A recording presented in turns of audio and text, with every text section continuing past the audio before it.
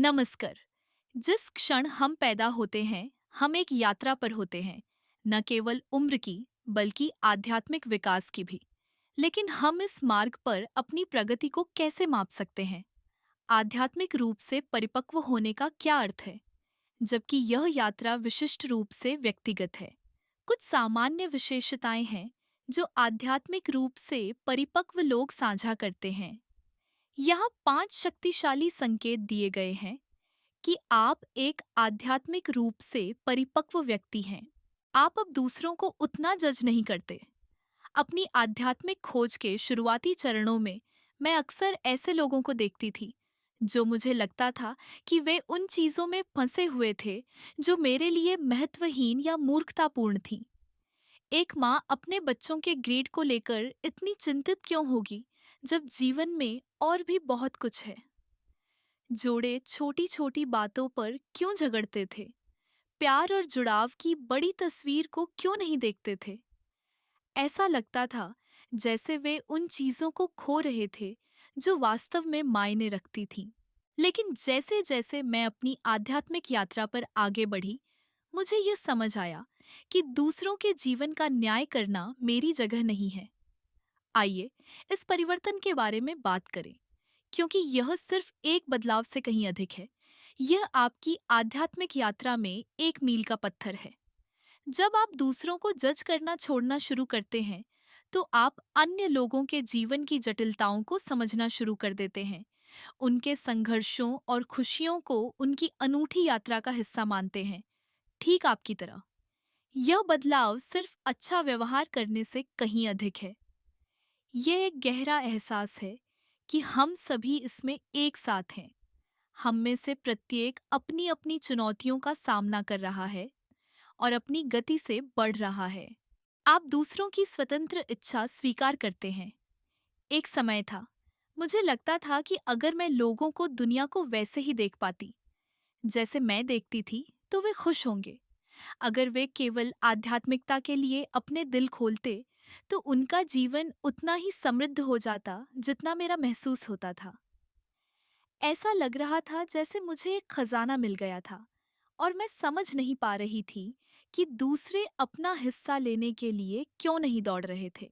लेकिन मेरी आध्यात्मिक यात्रा में एक और मील का पत्थर आया जिसने मेरी सोच को बदल दिया। यह एहसास कि प्रत्येक व्यक्ति की अपनी स्वतंत्र इच्छा होती है, एक पवित्र उपहार जिसका सम्मान किया जाना चाहिए। आइए इसमें गहराई से उतरे, क्योंकि यह सिर्फ विकास का संकेत नहीं है, यह आध्यात्मिक ज्ञान की घोषणा है। जब आप दूसरों की स्वतंत्र इच्छा का सम्मान करना शुरू करते हैं, तो आप केवल पीछे नहीं हट रहे होते हैं, आप वास्तव में समझ के एक नए दायरे में कदम रख रहे होते हैं। कल्पना कीजिए कि आपको एक खेत में एक सुंदर फूल मिला। क्या आप उसे तोड़ लेंगे क्योंकि आप उस सुंदरता को अपने पास रखना चाहते हैं, या आप उसे मिट्टी में रहने देंगे, बढ़ने और खिलने के लिए स्वतंत्र? स्वतंत्र इच्छा को समझना उस फूल को उसके प्राकृतिक वातावरण में पलने फूलने देने जैसा है। लोग भी वैसे ही होते हैं, वे सबसे अच्छे से खिलते हैं जब उन्हें अपना रास्ता चुनने की जगह दी जाती है। जीवन विकल्पों की एक श्रृंखला है। कुछ हमें आगे ले जाते हैं, कुछ हमें गोल गोल घुमाते हैं, लेकिन सभी हमारे विकास का हिस्सा है। दूसरों की स्वतंत्र इच्छा का सम्मान करके आप न केवल उन्हें अपनी यात्रा की गरिमा दे रहे हैं, आप अपनी यात्रा को भी ऊपर उठा रहे हैं। इस जीवन में हम में से प्रत्येक एक शिक्षक और एक छात्र दोनों हैं। कभी कभी नेतृत्व करते हैं, कभी कभी अनुसरण करते हैं, लेकिन हमेशा एक ही भव्य स्थान में एक साथ आगे बढ़ते हैं। आपने जाने देना सीख लिया है। अपनी आध्यात्मिक यात्रा के शुरुआती अध्यायों में मैं अक्सर लोगों, घटनाओं और परिणामों से चिपकी रहती थी, जैसे कि कसकर पकड़ने से चीजें बेहतर हो जाएंगी। मुझे विश्वास था कि अगर मैं अपने आसपास की परिस्थितियों को नियंत्रित कर सकती, तो मैं एक परिपूर्ण जीवन बना सकती। लेकिन एक परिवर्तनकारी क्षण आया जिसने मुझे नई ऊंचाइयों पर पहुंचाया। मैंने जाने देने की कला सीखी। जाने देना एक तितली के अपने कोकून से निकलने जैसा भी है।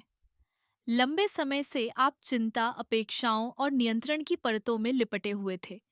लेकिन जब आप अंततः मुक्त होते हैं, तो आप कमजोर नहीं होते हैं। आप मजबूत और सुंदर होते हैं, पंखों के साथ जो आपको कहीं भी ले जा सकते हैं, जहां आपकी आत्मा चाहती है।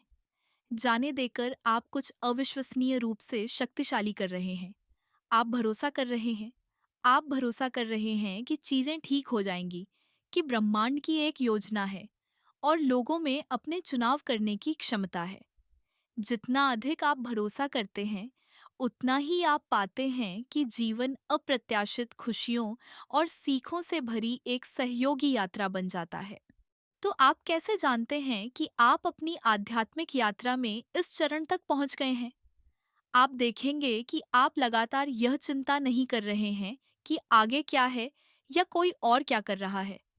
आपका मन शांत है, जो प्रेरणा और रचनात्मकता को खिलने के लिए जगह देता है।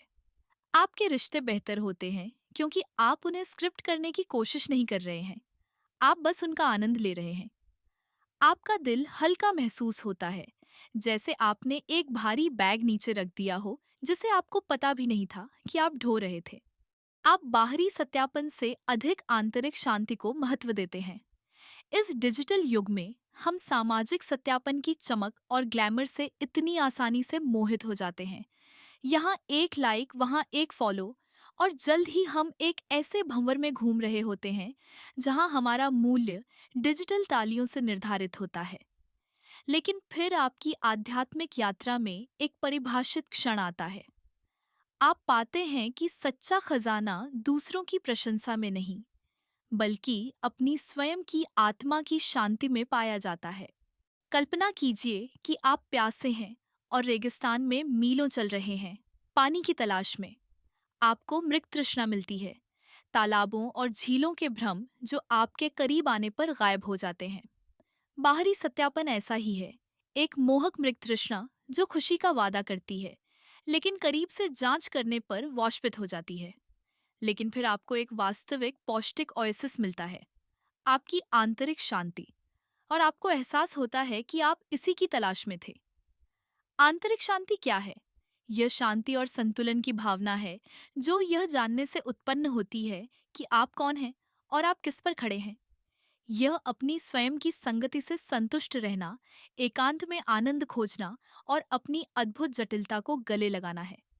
यह एक ऐसी अवस्था है जहां आपकी खुशी दूसरों से उधार नहीं ली जाती, बल्कि आपकी अपनी होती है, और यह असीम रूप से सशक्त बनाने वाली होती है।